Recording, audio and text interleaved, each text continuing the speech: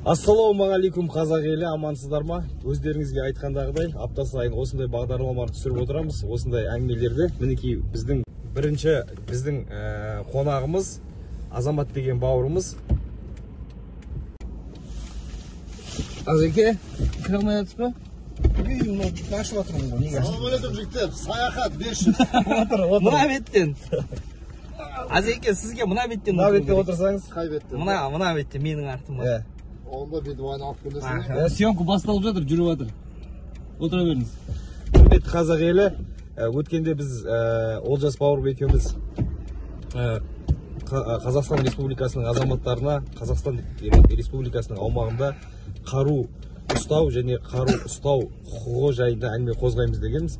Қош келдіңіз Азеке, ассалаумағалейкум барлықтарыңызға. Уағалейкум жігіттер, мына таксовкаларың, тастарың өрге домаласын, кемелерің өрге жүрсін, керемет таксовка. Бұландай мәшінемен біздің қазақтар ғана ғой, Камри 70-ка, Мерседес S-класс мініп алып таксовать етіп жүреді. Қазағым аман болсын. Жігіттер. Құрметті қазақ елі, ассалаумағалейкум тағы да бір рет. Жаңағы Рәкең айтқандай қару ұстау жайлы заңға қатысты пікірімізді бөлісейік дегенбіз. Сол үшін бүгін міне арнайы қарудан алыс емес, өмірінің көп бөлігін қарудың ішінде өткізген, қызметте болған және соның қыр-сырының барлығын білетін Азамат бауырымыз шақырдық. Осы кісінің ой пікірін тыңдайық дедік, себебі бұл кісі бізге қарағанда бұл салада білімі көбірек және былайынша айтқан кезде маман болған ол шаруаға қатысты. Сондықтан бүгінгі тақырыбымыз осы: Қазақстан Республикасының аумағындағы халықтың қару ұстау заңы туралы мәселені шешейік, пікірлесейік. Азеке, сәл бері отырасыз ба? Қараңғыда отырдық ғой, міне әдемі көріндіңіз. Қараңыз, Азеке, өзіңіз таныстырсаңыз, сіз Азамат? Мен Молдасанов Азамат, Дат газетінің журналисі. 2013 жылға дейін Қазақстанның ұлттық қауіпсіздік комитетінде қызмет атқарғам. Ұлттық қауіпсіздік комитет академиясының түлегімін. Енді қарудан біршама хабарымыз бар.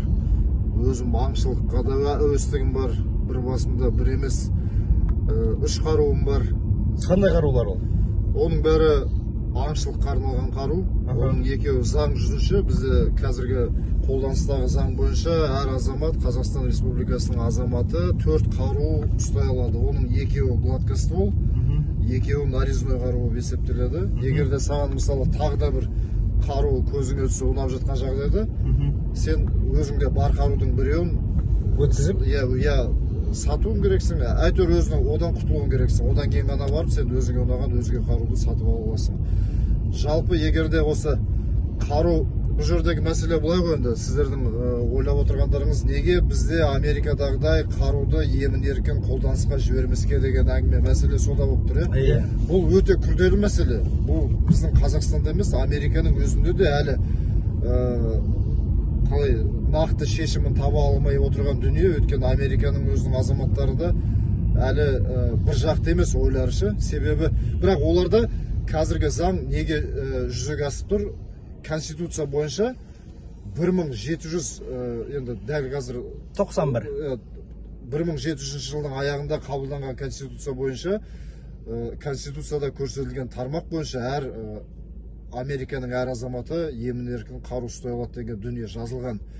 Өздеріңіз білесіздер, біздің Конституция 30 жылдың ішінде жаңағыдай пәленбай 100 өзгерістер енгізілген. Америкада ол жоқ. Мен енді көп сөз қылмайық қояйын, түсінікті. Бұл жан-жақты дүние. Жоқ, қазір біз Қазақстанда қару алу қиын емес па адамға? Қазір Қазақстанда қару алу оңай емес. Оңай емес. Негізі қайсысы қандай қиындылығы бар? Қараңыз. Вот мысалға, қазір мен барып қару сатып алғым келді. Бүгін мен қарулы адам болғым келді. Ол жаңағы аңшылыққа, түсінікті аңшылыққа ғана қолданыста болатын қару ала аламын. Мен тапанша, пистолет ала алмаймын ғой? Жоқ, бізде ондай огнестрельный тапанша мен білуімше сатылымда жоқ. Қарудың да аңшылық дегенмен для самообороны деген өзін-өзі қорғаудың да түрі бар.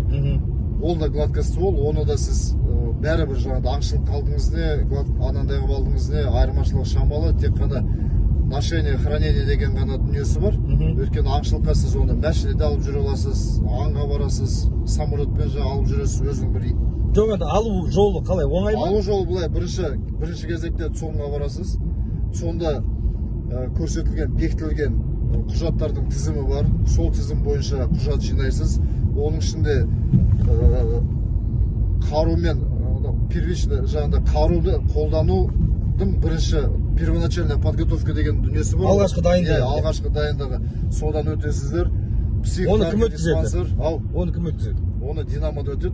Динамо деген ол полиция ішкі істер несінің құзыретінде. Жалпы қатты қиындығы жоқ. Негізі мен өзім ойлаймын, қазірдің өзінде қолданыстағы заңнаманың өзі жеткілікті. Оны жеңілдетудің де қажеті жоқ. Керісінше мен ойлаймын, тіпті керісінше күрделендірудің де керегі жоқ. Бір ғана мәселе, қару сататын дүкендердің қауіпсіздігін қамтамасыз ету жағын қарастыру керек. Қаңтар оқиғасы бәрімізге сабақ болды. Мысалы, әйнекпен қоршалған анында не деуші еді, жалюзи деген бар ғой. Қорған деген дүкенді алайықшы. Тоналған дүкендерді қараңыздар. Қандай дүкендер тоналды? Әйнектері, витрина, то есть доступы жеңіл нысандар.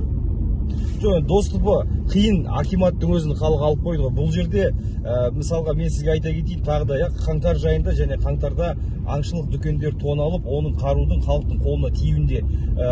Біздің мәліметімізше бір аңшылық дүкеннің егесі сотқа келіп өз сөзін айтқан кезінде айтқан, бүкіл байоктары алынған.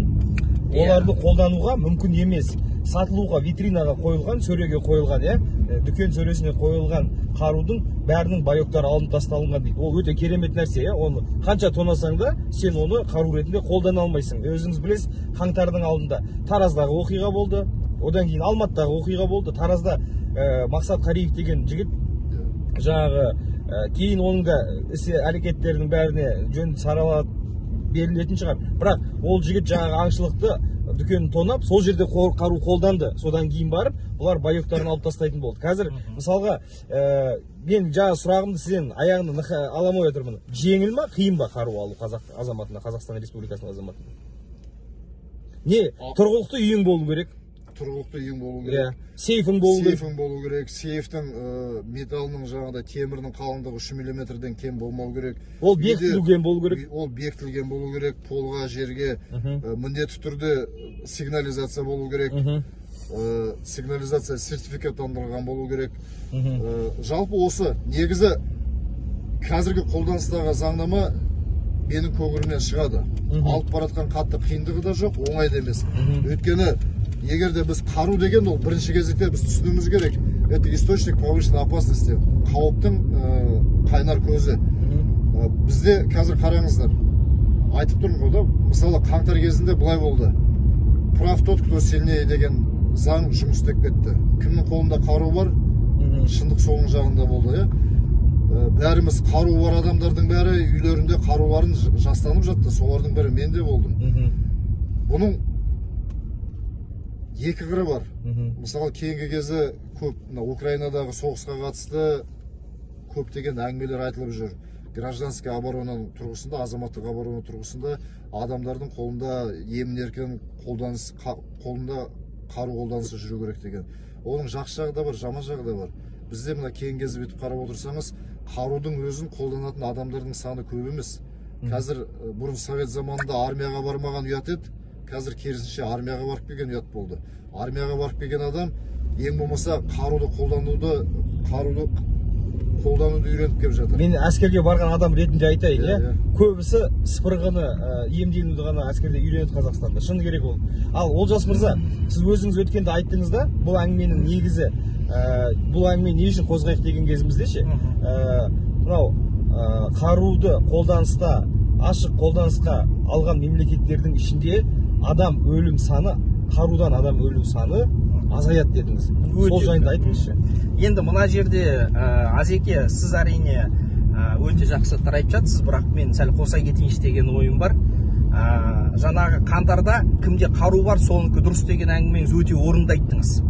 Егер де сол алаңда тұрған азаматтардың барлығының қолында қару болғанда ешкім оларды тауықша қырмас еді. Өте дұрыс. Себебі бір атылған оққа ана жерде тұрған мыңдаған адам жауап қайтарар еді. Оны сол сәтте атқан адамдар да білер еді.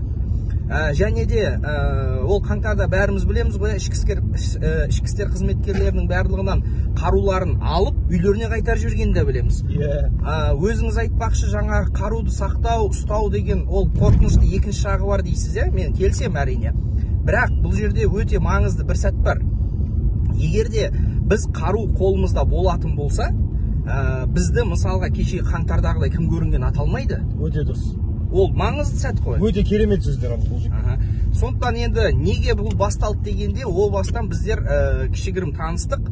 Мысалы үшін әлемнің тек қана 3 елінде ғана қару ұстау құқығы конституциямен бекітілген. Қалғандарының барлығына ол мүмкіндік беріледі. Ол жаңа баяғы ақш, Мексика және Гватемала 3 мемлекет конституциясында бекітілген ол құқықтары. Тағы да бір 10 шақты елдер бар. Жаңағы қаруды жасырын түрде пайдалану деген ұғым бар, және ашық түрде пайдалану деген ұғым бар. Жасырын түрде деген ол ішкі жаңа көрінбейтін жерде ұстау, және де ақштың өзінде жаңағы сіз айтқандай Азеке өз бітіміне келе алмай жатқан ол сұрақ деп отырсыз ғой. Бірақ ақшта бұл сұрақ 1791 жылдан бері талқыланып, бүгінгі күнге әрбір Мэриленд дейтін штат бар. Сол жерде кімнің үйінде қару жоқ болса, сол салықты да көбірек төлейді екен. Себебі ол кісіні құқық қорғау органдары көбірек қорғау керек деген ұғым болады. Кімде қару бар, ол өз-өзін қорғай алады деген сөз. Енді бұл жерде қараңыз, мен түсіндім. Енді мен сәл Азеке айтып бітіріп кетейін, сіз жаңадан бері айтып жатырғаныңыз өте орынды, бірақ бізде сіздің айтып жатқаныңыз ол аңшылық қару туралы айтып жатырмыз. Біздің талқылағымыз келіп отырғаны жаңағы тапанша немесе мына қысқа тұмсықты қарулардың түрлері, краткоствольный дейміз, сол қарулар туралы айтқымыз келіп жатыр. Біздің халыққа, мысалға, ата-бабамыздан бері мен әнеу күні Рәкеңе айтып жатырмын, қазақта малшы, ұсташы, диқаншы деген ұғымдар болғанымен, оның әрқайсысы бір жауынгер болған. Оның әрқайсысының өзінің бір қылышы, садағы, шоқпары деген сияқты қарулары болған. Ол бейбіт күнде ол малшы, соғыс болған кезде елбасына күн туғанда ол жауынгер. Басқа мысал алатын болсақ, орыс елдерінде мысалы батрак бар, жаңағы солдат бар, әскер деген сияқты ұғым бар, батрактардың жұмысы болса, қай кезде болмаса сол диқаншылық, болмаса басқа жұмыс болса, әскер ол әскерлік жұмыс жасақ. Демек, біздің халыққа қару берсек, сіздің ойыңызша барлығымыз бір-біріміз қырпыстаймыз ба? Менің түсініп отырғаным, сіздер қазір қаруды қолданысқа еркін беру позициясын ұстанып отырсыздар ғой. Менің негізгі өзімнің жеке ойымды айтайын, Азеке, неге біз бұл тақырыпта? Менің жеке ойым бұландай да. Алдында бір мысал келтірейін. Мен 17 жылдан бастап Украинада 3 жыл тұрып келдім. Сол кезде 14 жылдан бастап өзіңіз білесіз, Донбасста, Крымда белгілі оқиғалар болды. Ресейдің сол кезде бастап көктеп кіруі басталды.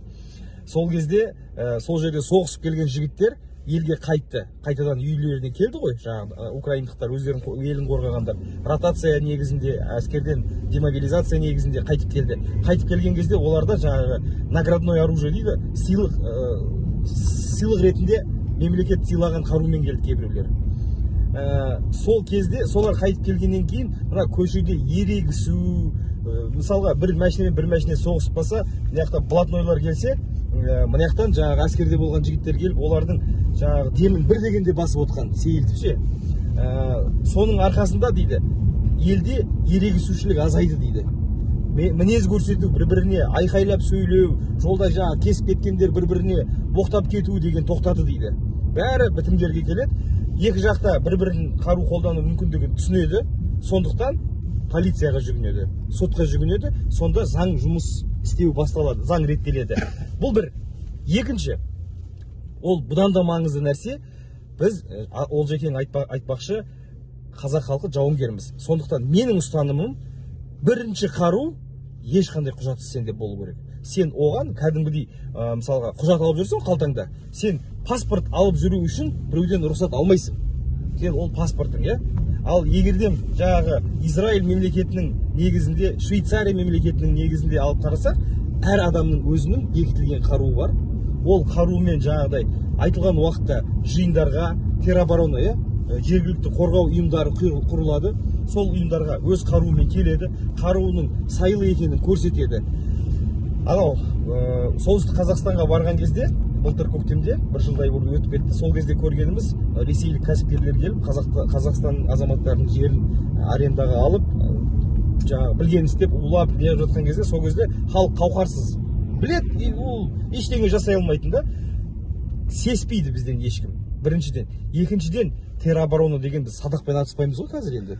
Осы жерде бір, қосай кетейін, рұқсат болса, мынандай бір сценарий ойлап көріңізші Азеке, да? Құдай сақтасын, қазір ана солтүстікте көріп жатсыз, көп ұшығып атқан әңгімелерді. Бір күні соғыс деген айтып келмейді ғой. Бір күні мысал үшін бірдеңе басталды деңіз. Мысалы, бүгінгі күннің әскери заңына сәйкес мен әскери міндетті адам ретінде не істеу керекпін?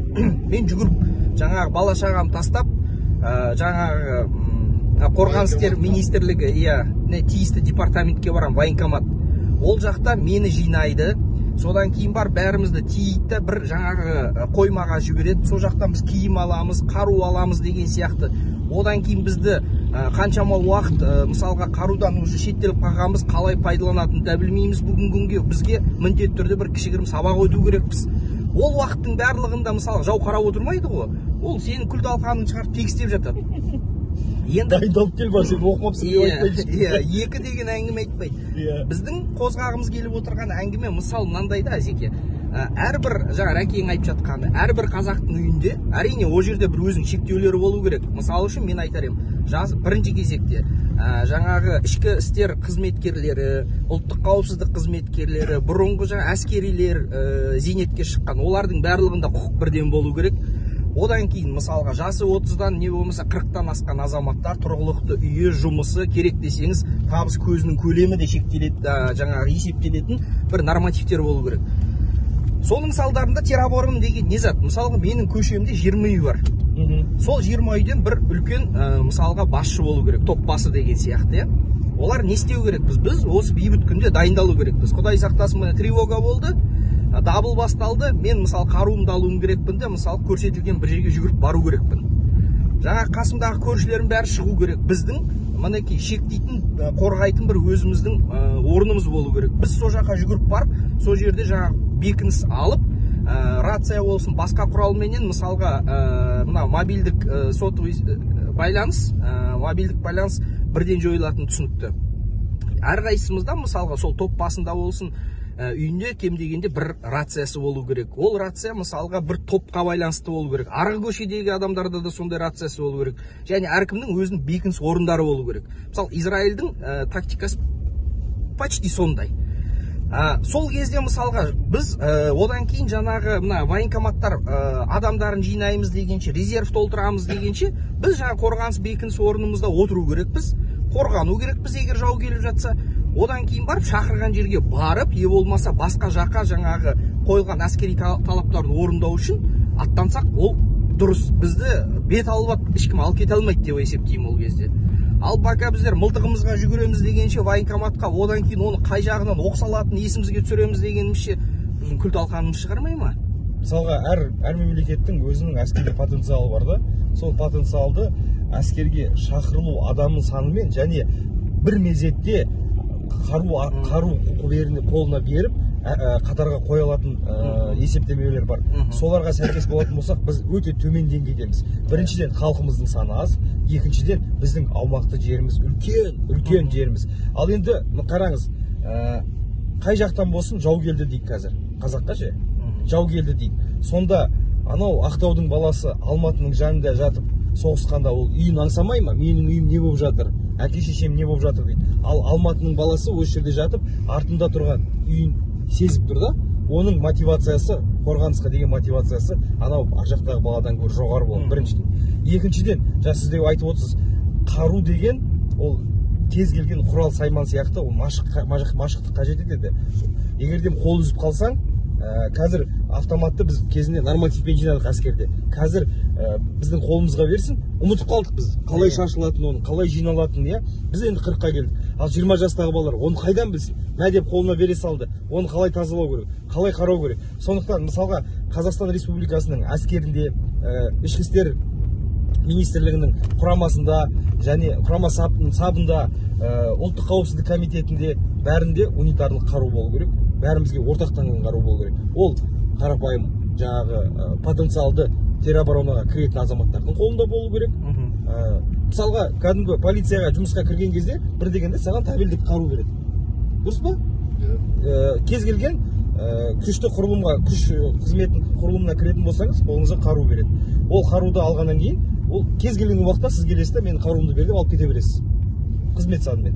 Ал мынау қазіргі мініп болған кезде біз дайын бола алмаймыз. Өйткені жаңағы тек қана өзіңіз ойлаңыз, ары кетсе 12-16 мылтықтарының бытырасының картечтің жаңағы ұшуы 100 метрден аспайды.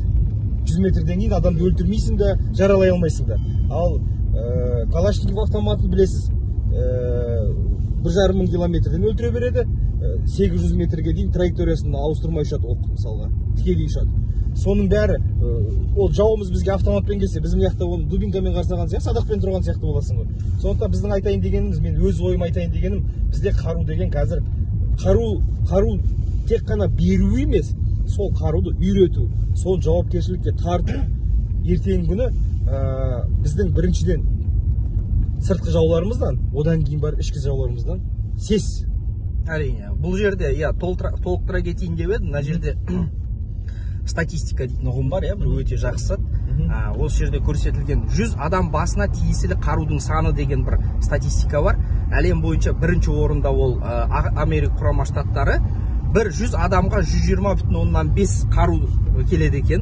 Ол дегеніңіз әр адамда жоқ дегенде бір қарудан, а кейбіреулерінде 2-3 қарудан деген сөз ғой. Мысалға біз анау күні Раки есіңізде осы айтқан едік, бір 3 елді талқылайық деп. Ол жаңағы Финляндия, Швейцария және Израиль деп. Соған сәйкес Финляндия 10-шы орында, ол жерде бір 100 адамға 32,4 қару келеді екен. Швейцарияда 3-ші орында 27,6, Израильде 100 адамға 6,7 қару келеді екен. Негізінде былай қарасақ, Израильде де емін еркін шашылып жатқан қару жоқ.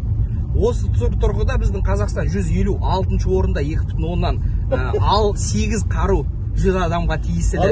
Екінші дүниежүзілік соғыста біреуіне мылтық, біреуіне оқ беріп, ана өлгеннен кейін сен мылтықты аласың деген әңгіме ғой мысалға. Бұл масқара ғой.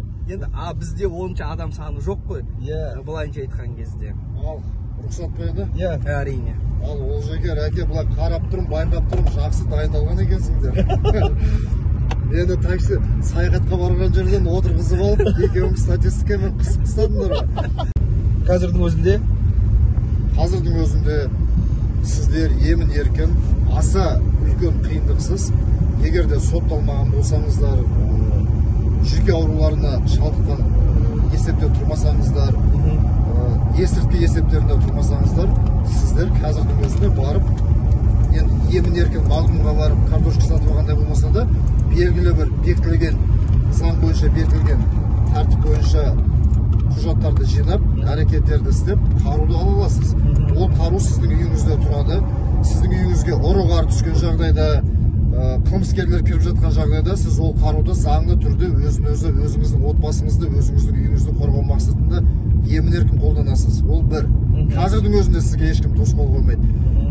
Мен тек қана қаруды екінің бірі барып ала беруіне қарсымын.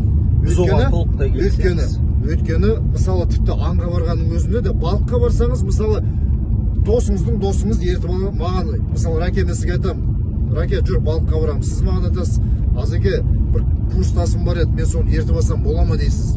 Какой разговор дейміз. Балықта адам көп болған жақсы, ал егер де біз аңға барып жатсақ, менде уже сұрақ туындайды. Сіздің курстасыңыз кім? Өйткені қару деген ол дені дұрыс адамның қолында ол қару, қорғаныс қаруы, аңшылық қаруы, ал дені дұрыс адам еместің қолында ол қауіп. Осы мәселені түсінейік. Жалпы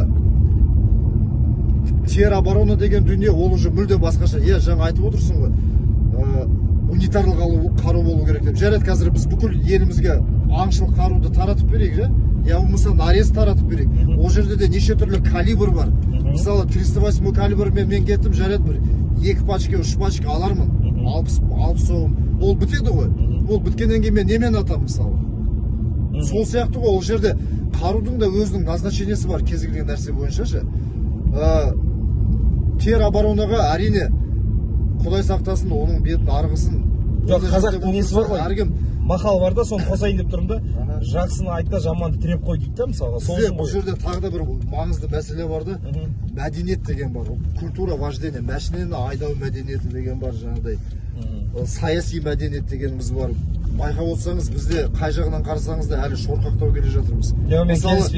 Мысалы, техосмотрды айтайық, кезінде айттық, жеке коммерческие беру керек, коммерческая средаға, конкурентный средаға беру керек дедік та, техосмотрды шығарып жібердік. Келісіңіздерші, қайсыларыңыз техосмотрға барған кезде сіздің мәшінеңіздің капотын ашып жатқан жоқ қой, қазірше 3000 теңгені төлейміз, компьютерға түсіреді, бірде біреу. Баяғыда әйтеуір не болса да ырымын жасап, тормозыңды шекседі. Жоқ, Азеке. Қараңыз, мен жеке өз басым машинемнің капотын ашқан емес, 3000 теңге төлеймін, болды. Техосмотр жайында айтатын болсақ, ол кезінде коррупцияның анық көзі еді. Қазір еш болмаса соны тек қана шенеуніктер, полиция емес, қарапайым халықты алып жатыр ол ақшаны. Былай бір шетінен алып қарасаң, екінші шетінен алып қарасаңыз, жарайды, Канадада қараңыз, мен бітіре салайын ойымды. Жарайды, ол ақша анау коррупционердің қалтасына кетіп жатқан жоқ. Бизнес саласына кетіп жатыр, бизнес өкілдеріне келіп жатыр деп есептейік. Бірақ та одан біздің мәшинелердің техникалық состояниесі жақсарып кетті деп мен айта алмаймын. Әрине. Бұл жерде мен сізге айтайын, Азеке, техникалық машиненің жағдайы дұрысталу үшін бізге әлеуметтік жағдай былай тұрсын. Тек қана техникаға келетін болсақ, былай бұл жерде мынау айдаһар салықтарды алып тастау керек та. Қайтадан Украинадан келтірейін мен сізге. Ол жерде $10,000 2020-2021 жылғы машина алуға болады қазір. $10,000. Бізде $10,000 30 жылдық Mercedes аласың, Toyota аласың, 30 жылдық. Ол техосмотрың барың не, айналайын, ол жасарын жасап, асарын асаған машине. Сен оның 10 жерден 10 тексерсең де, 10 жерден құжат берсең де, ол жасарып кетпейді. Сондықтан бұл жерде бұл бөлек әңгіме да. Жаңа қару әңгімесіне қайтып келетін болсақ, сіздің айтып отқаныңыз әркімге бір, әрине, екінің біріне менің айтып отырғаным былай, заңнама бойынша екінің бірі барып қаруды сатып алатындай мүмкіндік болмау керек. Сен сотталмаған болсаң, ақыл есің дұрыс болса, кәмелеттік жасқа толсаң, бірінші кезекте жаңағыдай гладкостволын аласың, одан кейін арасында 3 жылдан кейін ғана барып сен нарезной ала аласың. Екеуінің сондай бір өзінің этаптары бар. Әйтпесе жас балаға қаруды беріп қойшы, қазір кетеміз жан жаққа. Қазір мына жастарымызда неше түрлі киноларды көріп алып, интернетті көріп алып, 90 жылдарға кассет етіп жүргенді де жоққа шығарудың қажеті жоқ. Азеке, енді сол үшін біздер айтып кеттік қой, о басында адамға міндетті түрде талаптар қойылу керек. Ақысы, табысы, үйі, жасы, қызметі, ол жаңағы сотталмаған болғаны, есі дұрыс екен, ол десе де белгілі заттар. Соның өзінің сондай жаңағы талаптарды орындай тұра, сол талаптарға сай келетін адамдарға беру керек туралы айтып жатырмыз ғой. Ол дегеніміз, мысалға мен, мысалы сіз не Рәкең, мысалы аңшылықпен қатты айналысқан болуларыңыз мүмкін. Мен мысалы айналыспаған болуым мүмкін. Маған Рәкең айтпақшы, машықтану керек. Мен оны күнделікті пайдаланып, күнделікті болмаса да айна тым болмағанда бір рет барып, бір 5-6 оғымды атып, жаңағы нысанаға тегіз үйренуім керекпін. Жарайды, мен жас бала емеспін, мен мысалға түсінемін оның жауапкершілігін. Ал енді сондай азаматтар, кешегі Құдай сақтасын, ертеңгі егерде сол бір кикілдің жағдай болып жатса, солар ертең күні мынау рота басқарады, болмаса взвод басқарады. Тым болмағанда сол командир взводы, командир роталардың өздері жаңағы машықтанған адамдар болу керек деп жатырмыз. Әңгіме сол туралы ғой. Кешегі мынау күні кеше оқып бастап едім, Волоколамский шоссе деген Александр Бектің кітабы, біздің керемет мынау Бауыржан Момышұлы атамыздың қайсарлығы туралы кітап. Кеше шыны керек бір 200 ақ парақ оқып үлгердім. Соның ішінде маған қатты ұнағаны сол Бауыржан Момышұлы атамыздың тәртіпке деген талаптары, ерліктің талабы, ана оқтан қорықпау үшін не істеу керек, ол басында бірінші рет үйрету керек, олардың жаңағы ақырын бойын үйрету керек, қанын үйрету керек. Мына жарылып жатқан қасыңда зымыранның оқтарымен төбеңнен ұшып жатқан мысалға қарудың оқтарының астында қалай бас көтеріп сен жауға қарсы шабу керексің. Оған да уақыт керек, оған да машық керек. Жоқ дегенде мысалы қазір осы үшеуміз отырмыз, біреу қасымызда жаңағы даңқ тегізсе бірдеңе, үшеуміз де шошып кетеміз. А сол сәтте мысалға сен соның соғыстың ішінде ондай заттарға үйреніп қалуың керексің. А ол қайдан басталады? Ол мысалға аңшылықтан басталады. Неге Финляндия кешегі сәл тарихқа үңіліп кетейік, 39 жылы, 38 жылы жаңағы Совет үкіметі Финляндияны басып алам деген ниетпен мына қысқы соғысын бастаған кезде фин азаматтары неге сонша мықты тойтарыс бере алды деген сұрақ бар да. Себебі Финляндияның көп бөлігі олар жаңағы аңшылықпен айналысады. Олар құлақ үйренген, ден үйренген, бой үйренген, қол үйренген, әрқайсының өз мылтығы бар. Мысалға мылтықта былайынша айтқан кезде бір көлік сияқты зат, оған да үйрену керек. Реклама болсын айтып кетейін. Орта ауылындағы ең сапалы, ең керемет мылтық финский мылтықтар болып есептеледі осы күні. Ане, өзіңіз айтып отырсыз. Көрдіңіз ба, оның барлығы уақыт өте келесі жаңағы дағдыланған заттар ғой. Ол үшін уақыт керек. Тым болмағанда құлақ үйрету керекпіз. Әңгіме сол туралы Әзеке. Түсіндім. Мен енді рұқсат болса былай болсын. Мен саяхатқа баратқан жерден отырғызып алыңдар ғой. Өздерің енді көрермендеріміз де білсін, екеуің дайындалып алғандарыңды. Мәселе былай, айтып отырғандарыңмен келісем, толықтай келісем. Менің позициям былай. Кез келген Қазақстан Республикасының азаматы заң талаптарына сәйкес болып жатқан жағдайда емін еркін. Қазірдің өзінде солай ол. Егер де сен сотталмасаң, денсаулығың, ақыл есің дұрыс болса, сен барып оны сатып ала аласың. Және сен ол мылтықты өз үйіңді, өз өміріңді қорғау үшін пайдалана аласың, я болмаса аңшылықта пайдаланасың. Енді бірақ біздің айтып отырған мәселе, сіздердің айтып отырғандарыңыз сәл басқаша. Сен ол мылтықты үйіңе ұры түсіп жатса, үйіңе қарақшы түсіп жатса, пайдаланған бір бөлек. Ал ол мылтықты көшеге шығып, полиция қызметкерлеріне қарсы пайдалану деген ол мүлде басқа бұзушылық қой. Ол заң бұзушылық, ол мүлде басқа. Екіншіден, жаңа сіздер айтып отырған теробороны керемет нәрсе. Біз батырдың ұрпағы өмір бойы негізі осы жерде бір ыңғайда келіп тұр екен, айтып кете салайын. Бізге басымызға әбден сіңдіріп тастаған қазақ ең жуас халық, қазақ ең момақан халық деп ше. Турасына келген кезде ол олай емес. Олай еместіктің дәлелі біздің жеріміздің әлем бойыншаға 9-шы орында тұрғанымыз. Момақан ата бабамыз осыншама жерді бізге аманатқа қалдырып кете алмас еді. Біз батырдың ұрпағымыз. Біздің футбол ойнай алмасақ та біздегі мәселе сол ғой, бізде ауызбіршілік жоқ, анандай командный ойындарды ойнай алмаймыз футбол секілді. Бірақ та жекпе-жек деген кезде біздің қанымыздағы бар дүниелер бар. Қазір UFC-да болсын, біздің қазақтар, біздің бауырлар жаңағыдай шулатып жатқан, бокста алыңдар, біздің қазақтар шулатып жатқан, оның бәрі қанымызда бар дүние. Жаңағыдай дайындық, оқ атылса біз қорықпауымыз керек, бұлып қалмауымыз керек деген дүние дұрыс. Бірақ онымен сіз Олжеке, Раке, сіз азамат, мен үшеуміз отырып айналыспауымыз керек. Ол міндетті түрде, жүйелі түрде мемлекеттік деңгейде атқарылатын жұмыс. Сборы деген не үшін? Жылына бір рет, пожалуйста, сбор өткізсін, жарияласын. Сол сборға үшеуміз веш-мешоктарымызды арқалап барайық. Қолымызға берген қаруды атып, тирға барып үйренейік. Заң бойынша жылына бір рет бопты енді бір ай демей-ақ қояйық енді. Бір 10 күнге сондай сбор жарияласа, міндетті түрде, егерде жаңағыдай тек қана денсаулығың сәйкес келмей жатқан кезде ғана рұқсат берілу керек, атайық міндетті түрде абизон болу керек, барайық, үйренейік, атайық, машықтанайық. Мен осы жерде бір ой келді да, егерде қазір біз айтсақ, акиматқа, жаңағы военкоматқа осындай істеңдер десек, олар бір дегенде оны табыс көзін айландырып жүреді. Шақырып, менің ойымша былай болу керек. Олар бізге рұқсат беру керек.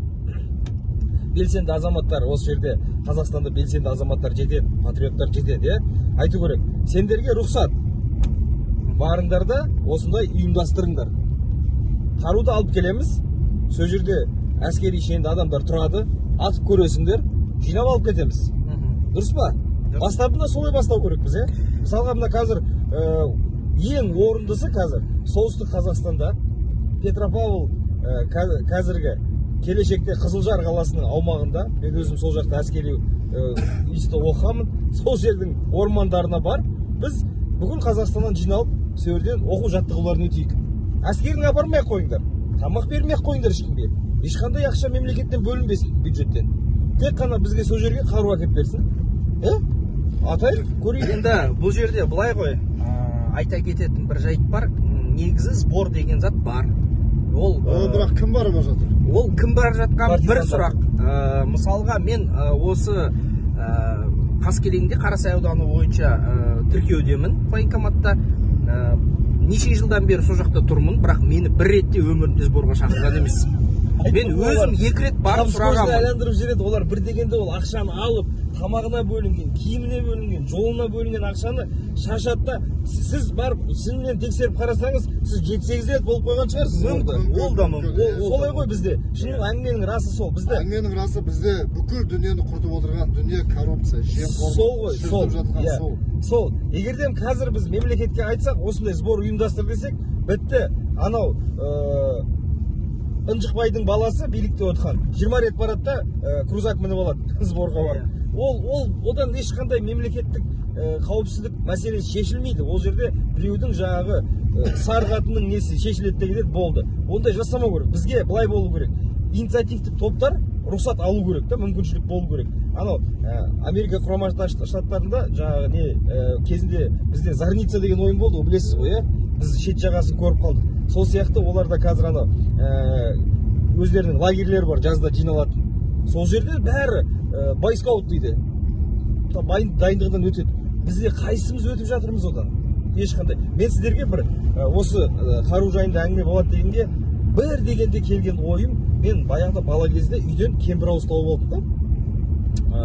Ауыл жерде тұрамыз. Кемпір-ауыз деген плоскогубцы емес, қандай тістіпек етіп қалған, екі жағы. Тот басып кеткен. Соны мен түсінбеймін. Жағы шегенім айыстырғанға ыңғайсыз. Бірақ аяқ жағында шеге суытқышы бар қандай. Соны түсінбей, кейін қазір мына ютубтан қарап отырсам, Американың ковбойлары жаңағы қазіргі уақытқа дейін әлі тағалағанда қолданады екен, атты тағалау. Біз атты тағалауда құрдық та, мысалға, оны қол жазып алдық. Қазір атты тағалау деген бірден айда сонда біреулер жасап жатады ауылда. Сол сияқты қарудан қазақ айырылатын болса, ол қазақ қазақтығынан айырылады. Мен сізге айтайын, Раке, қазақ қазақтығынан айырылды, аттан түскен кезде айырылды. Өте дұрыс айтасыз. Сіз қазірдің өзінде бәріміздің ұлдарымыз бар ғой, Құдайға шүкір. Өзімізден бастайық деген әңгіме бар, мысалы. Ұлдарымызды ипподромға, мысалы, ауылға апаратын мүмкіндік болмаса да, қалада тұратындарға ипподромға барыңыздар, балаларыңызды жазыңыздар, атқа мінсін, шауып үйренсін. Ат деген рух беретін дүние. Егер де қазір біздің осы замандағы бүкіл технологияның бәрін жоқ қылып жіберіп, бір күннің ішінде ше, баяғы ат пен садақтың заманын қайтадан алып келетін болса, біз қайтадан жарты әлемді басып аламыз. Оған күмән жоқ.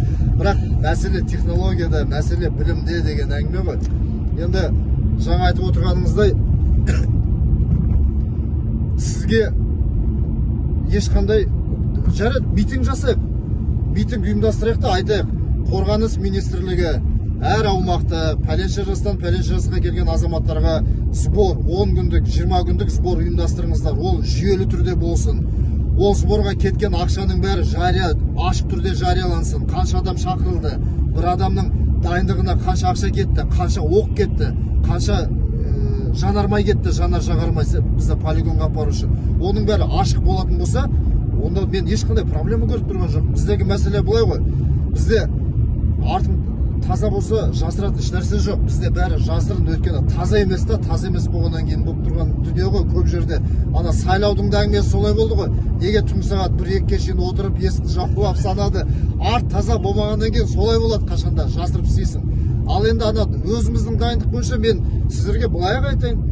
Құдай қаласа, келесі демалыста әрқайсыларыңыз бір пачка 308 калибр оқ сатып аласыздар. Сіз бір пачка сатып аласыз 308 калибр, бірақ российский емес, ескертіп қояйын. Российский оқтар мылтықтың бытышын шығарып жібереді. Мен бір пачка алайын Олжекең бір пачкасын ұлдарыңызды ертіп алыңыздар.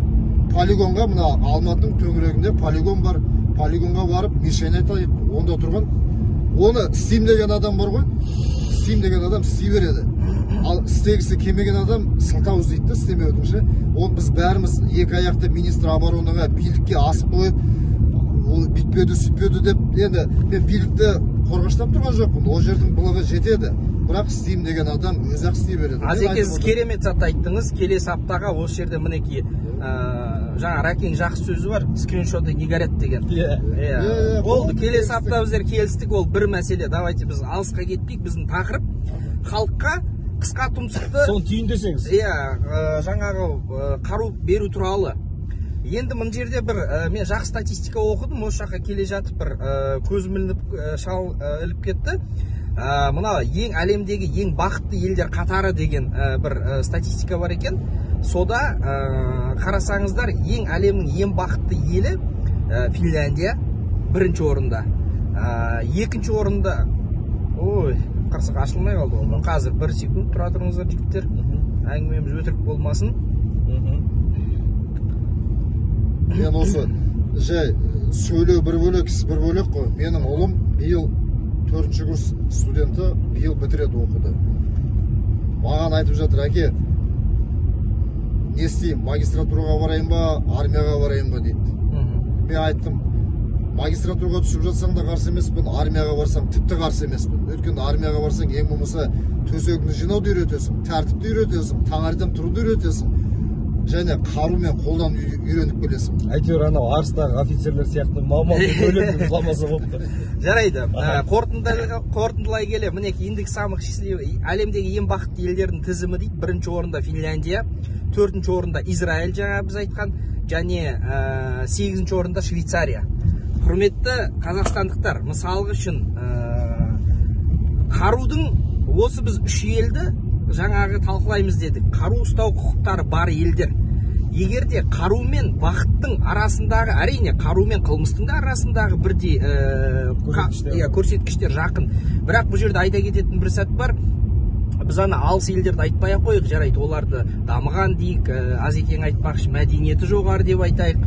Десе де, мысалға біздің қасымызда тұрған Эстония, бұрында біздер бір елде болған, Совет үкіметінің одағының ішінде болған.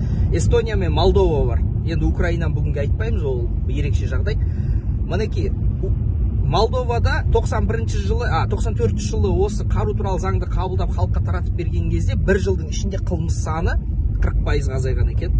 Бір жылдың ішінде, ататындар атып, бірін-бірі жаралайтындар жаралап болған, естественный отбор дейді ғой, табиғи жаңағы іріктелуден өтіп, санасы бар адамдар ары қарай бәрі тып-тыныш әп-әдемі өмір сүру үшін қарудың ешқандай зияны жоқ екен.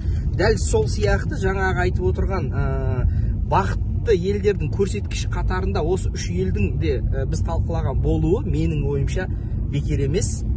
Және де мына Азекең айтқандай, біз жауынгер халықтың тұқымымыз, біздің әрине қазір көп затты алып қойса да геніміздегі жаңағы информация дейміз ғой, генный информация, ол жаққа кеткен жоқ. Әрине бізде бәріміз дайынбыз, бірақ біздің қозғағымыз келген тақырыбымыз аяқ астынан жағдай бола қалса, біз қолымызда қаруымыз бар, машықтанған азаматтар болсақ, осы елді қорғауға үлесіміз көбірек тиеді деп есептегенбіз. Рұқсат берсеңіздер, мына уақытта Азеке, әлі де әңгіме айтармыз да, уақытта елді мысалға 2 сағат, 3 сағат тыңдатқанда не болар, біз осымен қорытындыласақ, мен осы әңгіме ретінде сіздермен түсінгенім, қазақ, қару алуына ешқандай тосқауыл жоқ. Есің бар ма, ұлтыңды сүйесің ба, қару керектігін түсініп тұрсың ба, барда заңды түрде ресімдеп ал, рәсуасынан өтіп ал, ертең күні ел басына күн туып жатса, сен мен қорғаймыз бұл елді. Сырттан келіп бізді инопланетяндар немесе ата-бабаң әруағы көрден шығып кеп қорғап бермейді. Өзіміздің ертеңгі күнімізді өзіміз ойлау керекпіз. Сондықтан жігіттер, машықтаныңдар, дайын болыңдар. Жағадан алған кезде біз қамыстың арасында жатпайық тығылып, балар өтіп кеткеннен кейін шығамыз деп. Дайын болайық. Сондықтан еркектігін жасау керек, жігіттігін жасау керек. Машықтаныңыздар, тирға барыңыздар, оқ атыңыздар, үйреніңіздер. бұны біз айтпасақ елдер басқа айтатындар болып жатқан жоқ. Көргендеріңізге рахмет. Келесі аптада Алла жазса біздің келісіміміз бойынша барып осы әңгімемізді аяғына жеткізіп, сол жерде біз қару ата жүріп тағы бір тақырыпты қозғап жүрейік. Осы жерде енді ақыры Раке сіздің сөзіңізге қосылып кетейін. Арақ шарап, темекі дегенді қойыңыздар, жастар әсіресе тренировка жасаңыздар. Енді бағанадан бері Олжекең мен Рәкең сәл дайындалып келген сияқты осы бүгінгі бағдарламамызға. Мен де енді бір сұрақ қоя салайын. Неше рет турникте тартыласың? Мен ба? Иә, на видео.